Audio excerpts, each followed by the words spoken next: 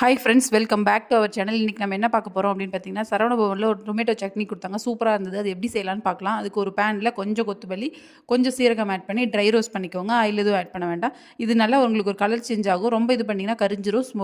அதிகமாக கொத்தமல்லி ஆட் பண்ணிங்கனாலும் நல்லா இருக்காது. ஸோ அதுக்கப்புறம் ஒரு பேனில் ஆயில் ஆட் பண்ணி 2-3 பல் பூண்டு ஆட் பண்ணிக்கோங்க. ஒரு கைப்பிடி சின்ன வெங்காயம் ஆட் பண்ணிக்கோங்க. பெரிய வெங்காயத்தோட சின்ன வெங்காயம் டேஸ்ட் கொஞ்சம் நல்லாயிருக்கும். அதுக்கப்புறம் உங்கள் காரத்துக்கு ஏற்ப காஞ்ச மிளகாய் ஆட் பண்ணிக்கலாம். நான் 2 ஆட் பண்ணியிருக்கேன். அதுக்கப்புறம் இதில் கொஞ்சம் கருவேப்பிலை ஆட் பண்ணிக்கோங்க. ஆட் பண்ணிட்டு நல்லா இதெல்லாம் கொஞ்சம் மிக்ஸ் ஆகட்டும். மிக்ஸ் ஆனதுக்கப்புறம் மீடியம் சைஸ் தக்காளியாக இருந்தால் 2 ஆட் பண்ணிக்கோங்க. பெரிய தக்காளியாக இருந்தால் ஒரு 1 1/2 இருந்தால் போதும். ஸோ ஒரு 2 தக்காளி ஆட் பண்ணிக்கிறேன். இது ஒரு 2 பேர்த்துக்கு குவான்டிட்டிக்கு தான் செய்கிறோம். ஸோ இது நல்லா மிக்ஸ் பண்ணுங்கள். இது நல்லா வதங்கட்டும். இது வதங்கினதுக்கப்புறம் இந்த ஸ்டேஜ் வந்ததுக்கப்புறம் இதில் உப்பு தூவி ஆற வச்சு மிக்ஸி ஜாரில் போட்டு அரைச்சிக்கோங்க.